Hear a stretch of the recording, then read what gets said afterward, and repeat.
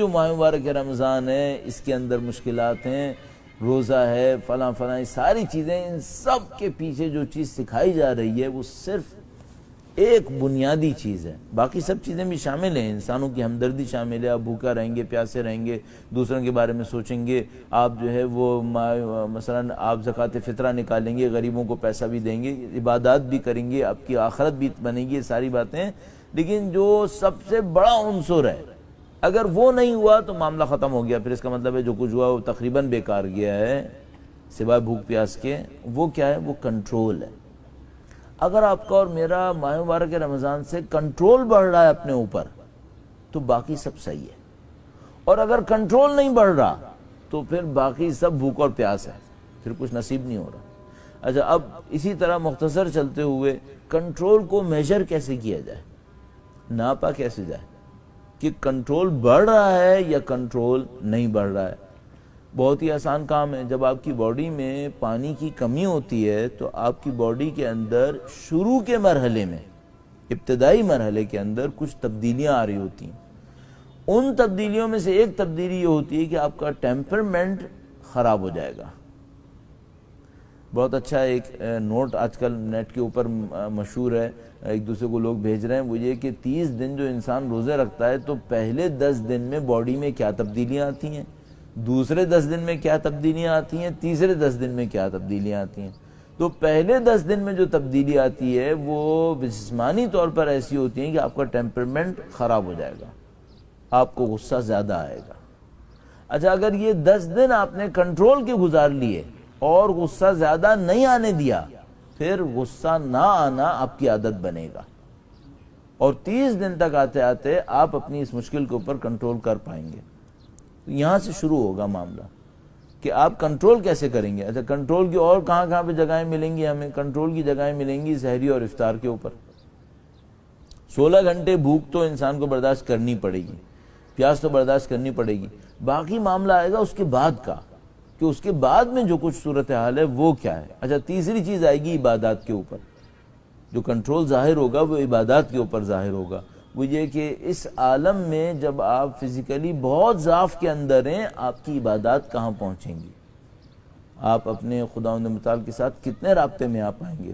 تو ان سب چیزوں کو جمع کر لیجئے، اور آخری چیز دیکھنے کی کوشش کرتے ہیں کہ اگر کوئی ماہ مبارک رمضان کے اندر عبادات بھی کر لے اور اپنے کھانے پینے پہ کنٹرول بھی کر لے، اپنے غصے پہ بھی کنٹرول کر لے، تو اسے کیا نصیب ہونے والا ہے؟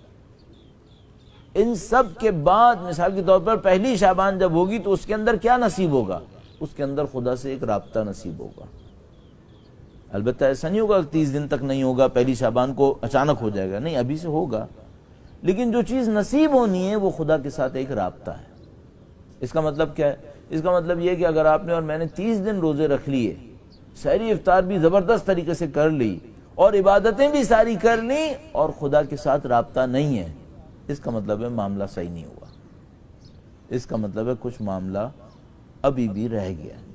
تو مثال کے طور پر اگر میں تہجد کی نمازیں بھی پڑھ لوں، قرآن کریم 30 دن میں 30 سپارے میں نے پڑھ لیے اور ساری تہجد کی نمازیں بھی ہو گئیں اور میرے سحری اور روزے بھی سب صحیح ہو گئے، اور اس کے بعد بھی مجھے خدا کے ساتھ مناجات میں مزہ نہیں آ رہا، پھر کیا کہوں؟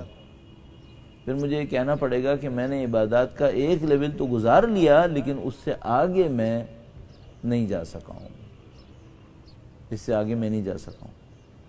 اس کا مطلب یہ ہے کہ مجھے اس پہ محنت کرنی پڑے گی۔ اچھا، یہ جو خدا کے ساتھ رابطہ ہے یہ کیا ہوتا ہے؟ مثلا آپ اور میں نماز کے لیے کھڑے ہوئے، آپ نے کہنا ہے الحمدللہ رب العالمین ایاک نعبد و ایاک نستعین، یہ اتنا کہنا رابطے کے لیے کافی ہوتا ہے؟ نہیں، یہ رابطے کے لیے کافی نہیں ہوتا۔ یہ جو رابطہ ہوتا ہے اس میں کیا ہوتا ہے؟ مجھے آج ایک دفعہ میں ڈیفینس میں نماز کے سے پہلے یا بعد میں درس دیا کرتا تھا، تو میں نے اس میں کہا خدا کو دل سے پکاریں، تو ایک صاحب نے بہت اچھا کیا، وہ نماز کے بعد آئے میرے پاس، کہنے گے مولانا صاحب یہ جو آپ بار بار کہتے ہیں نا دل سے پکاریں دل سے پکاریں، یہ ہوتا کیا ہے؟ اس میں کیا کرنا ہوتا ہے؟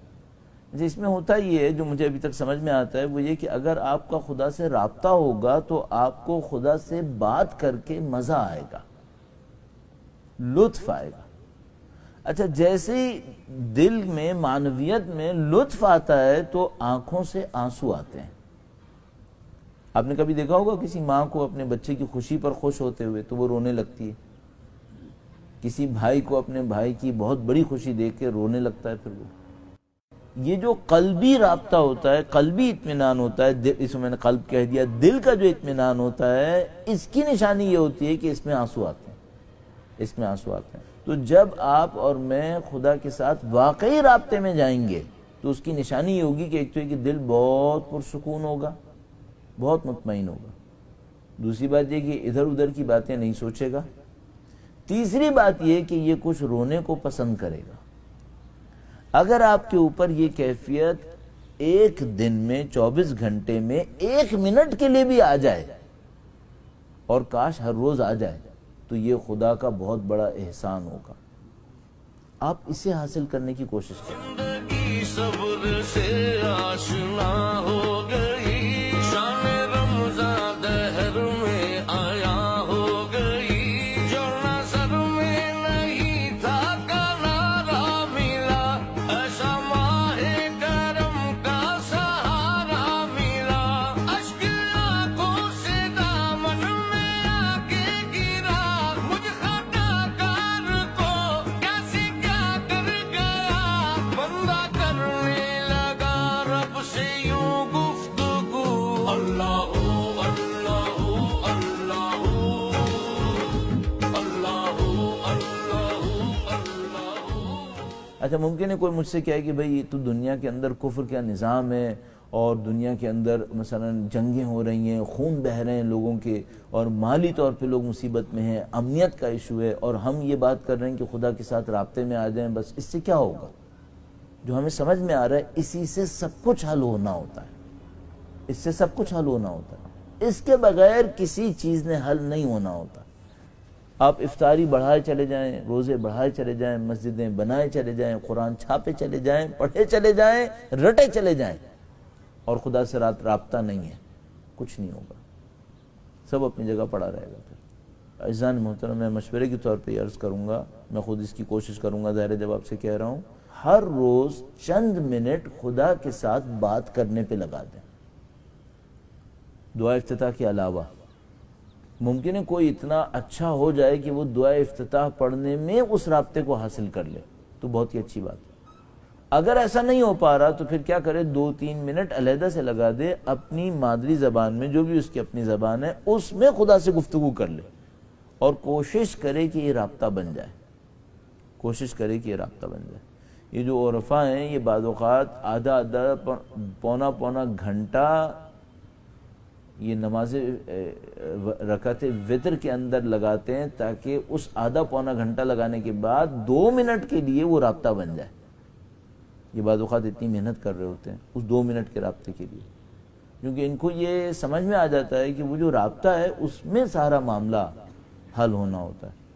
اور اس کی جو یہ لوگ نشانیاں بتاتے ہیں وہ یہ کہ اس 2 منٹ کے اندر انسان ٹائم لیس ہو جاتا ہے، اس 2 منٹ میں ٹائم کا پتہ نہیں چلتا۔ تو اگر آپ اور میں کوئی ایسی عبادت کر رہے ہیں نا جس کا مسلسل ہمیں دماغ کے پیچھے کھٹکا لگا ہوا ہے کہ ٹائم کتنا گزر گیا، تو سمجھ جائے گا کہ ابھی آپ اس اسٹیج تک نہیں پہنچے، ابھی وہ اسٹیج نہیں آیا۔ کاش ہم لوگوں کو زندگی میں جلدی یہ نصیب ہو جائے۔ اور یہ ماہ مبارک رمضان بہت اچھا ٹائم ہے، یہ بہت اچھا ٹائم ہے، اس کی راتیں اس کام کے لیے بہت اچھی راتیں، تو دن میں یا رات میں آپ اس کے اوپر اصرار کر لیجئے۔ اچھا جیسے یہ ہوتا ہے اس کے بعد کیا ہونا شروع ہوگا، پھر خود بخود آپ کی زندگی کو خدا ہدایت کرے گا، اور وہ لے لے گا جو آپ کو اور مجھے کر لینا چاہیے۔ اس میں ظلم کا مقابلہ بھی شامل ہے، اس کے اندر اہل بیت اطہار کی نصرت بھی شامل ہے، اس میں ہماری مزید علم کا بڑھنا بھی شامل ہے، یہ سب چیزیں خود بخود نصیب ہونا شروع ہو جائیں۔